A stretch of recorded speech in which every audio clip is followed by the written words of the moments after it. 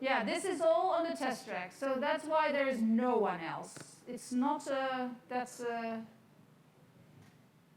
was on Sunday. Yeah, this was shot on Sunday, sunny weather, last Sunday. Yeah. Yes. What is the spacing right there? This is the minimal spacing is 1.5 seconds. So it's, just to be very clear, every OEM has their own minimal setting. So that differs a bit. It can be 1.4, and for the other it's 1.6. But it's around that, so it's up to every OEM in the end to implement what they think is their safest distance. Yeah. Sorry, Marika, can you repeat the question? Because it's not... So the distancing between the trucks that you see is around the 1.4, 1.5 seconds, but it's still, in the end, an OEM-specific decision to choose their own minimally safe distance that they think they would like to put on the market as being their safe following distance. Yes? What is the loading of the trailers? Yeah, just Sorry, wait for sorry, it. I was... What's the loading of the trailers? Are they empty or partially loaded or heavily loaded? Yes, thank you. So the loading is, they were all loaded in the same way. So also because we tested for fuel consumption differences between platooning and non-platooning, we asked them to all put a 19 tons loading in their trailers. Also to check, we weighed all of the trucks to be very specific, so we know the exact weight, so we know the loading, but of course the trucks themselves might differ a bit in their weight. So we have exact figures of each of the individual trucks, but we asked them to put the same load in their trailers. Any other questions that we can already answer or that is burning in your mind? What you see here is the one order, and as I already mentioned very shortly, but I can explain a bit more. In principle, we can do any order. So you see a car, did we see a car cut in? Okay, Yes. I just missed that, but I think that cut through. Okay, so cutting in and immediately going out. One of the use cases that we have implemented in our platooning situation. Here you can see that they are changing the order, so some of them, so they split up in two different platoons, and then they take over, and they will have a different order when driving with 7. So that's what I was going to say. I think in principle, we are not dependent on a certain order here. And that's of course also because in real life for deployment, you don't want to say, oh, I always need to go in behind the Renault truck or something. Yes, please.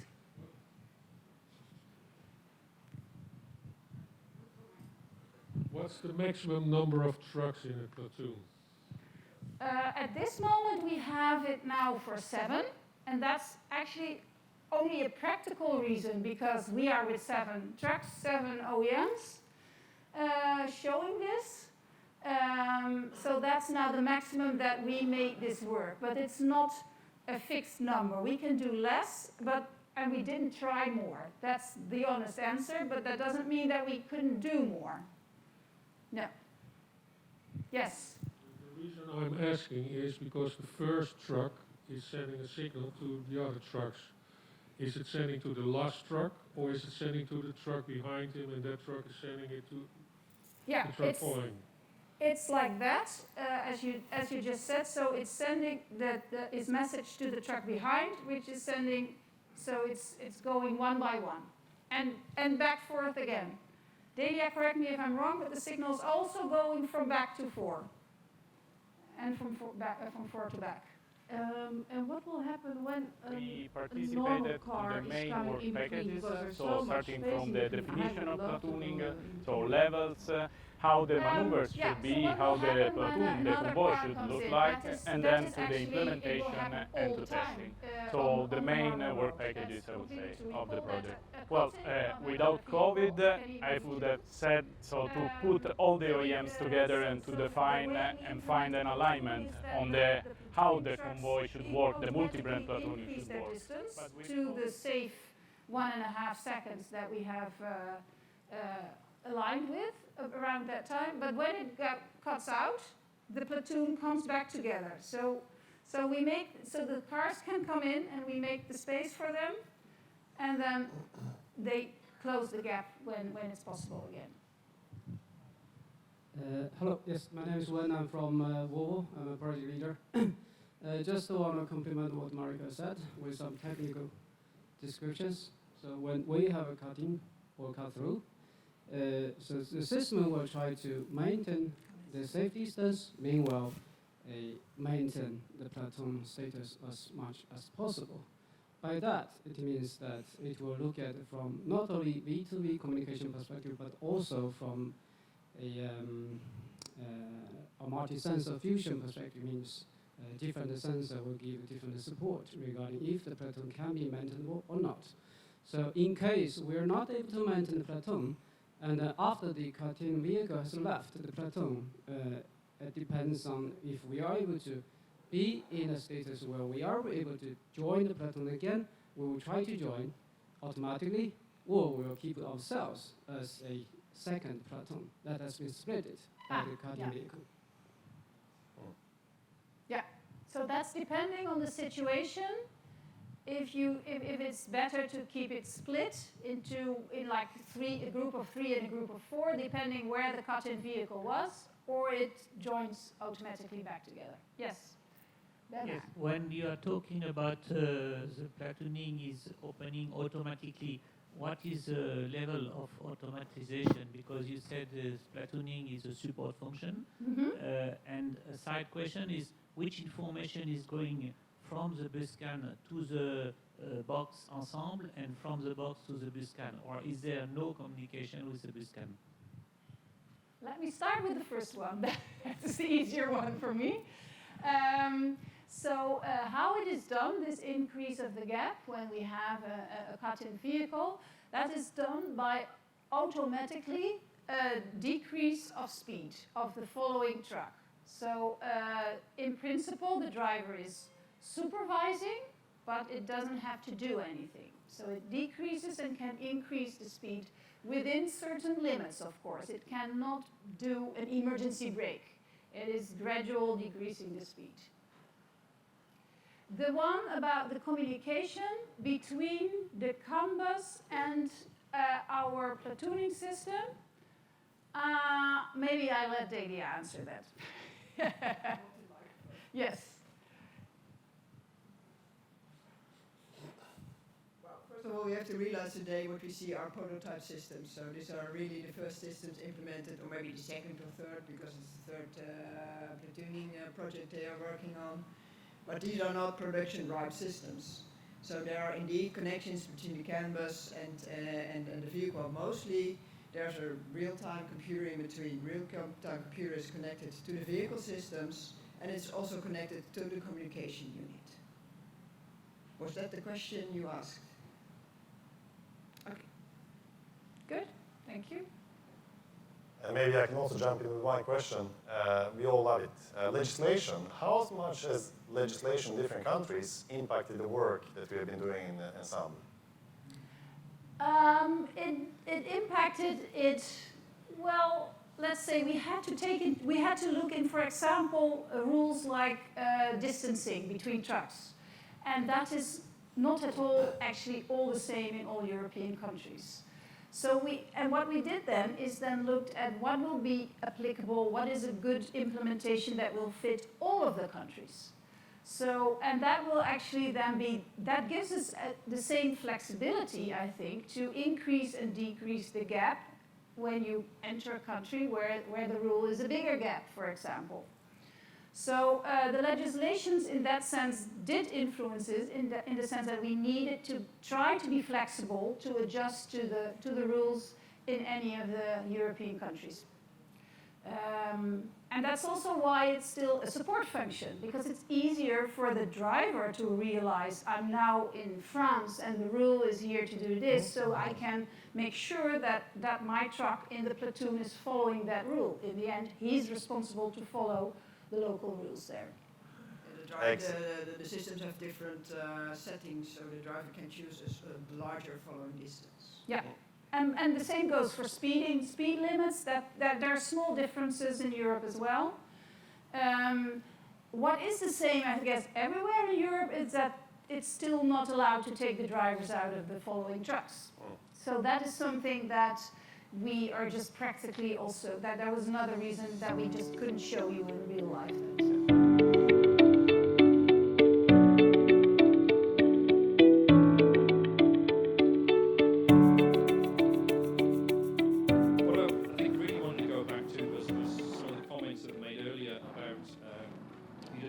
On the load matching, and again, looking forward to this, I'm very interested in how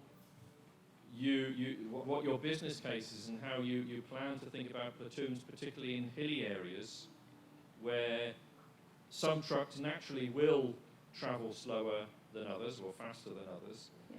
How you will do that, and also going back to the other issue, I had a talk with Richard earlier. The question is if some of the early business case is going to be based around individual fleets, so naturally hauliers will stick together. Again, how is that being taken into account? Because I don't expect they will have 7 truck platoons. It's very rare you see a haulier having 7 trucks all in line. It tends to be smaller. So how do you see those different aspects? Sorry, I'll probably bundle a number of questions there together. Yes, a number of questions. So Jelko will remember them for me, will you? Definitely, definitely. This is why we are recording with 3 cameras. So. No, okay, but so the thing about the fleets or the one hauliers that they don't have the platoon trucks by themselves in their one company, for example. I think that is one of the main advantages of the idea of the multi-brand platooning. You're not dependent as a haulier or a fleet owner to have all the trucks that can platoon in your own company. And you also are not dependent on having them, if you have them, all go the same route. Because if you own 7 trucks that can platoon, you want to send them to different directions. So that's the idea of meeting up with others that can platoon, that do go in different directions. So if you are a huge fleet owner, of course, I think you can manage to have the 3 or 4 trucks every time going in the same direction up and down, and that's also possible. It's not forbidden to do that within one brand or within one fleet owner, but it's just a step forward to being able, when you don't have that in your fleet, you can do it ad hoc on the road. About the hills. The hills is the idea, I think, but then Delia, correct me if I'm wrong again. With the hills, you're right. It depends, of course, on your loading, on your horsepowers. There's a lot of differences between trucks that can make one go up faster and the other slower. So what we decided for here now is that the position in your truck, in the platoon, should, for one of those reasons, be dependent on those, can be dependent on those indicators. So depending on your load, so suppose you do the ad hoc platooning, then you share that information with each other, your horsepowers, your load, and then you can see what the best position is in the platoon, and that means that the slowest one, if you want to stick to the platoon, needs to be in front. So the others adjust to the slowest one in front when you go uphill. Yes, that's right. And moreover, we also have a functionality in there that once you lose, one truck cannot keep up, it can send out a message and it's being forwarded towards the head of the platoon to slow down and have this truck catch up again with the platoon. Yeah.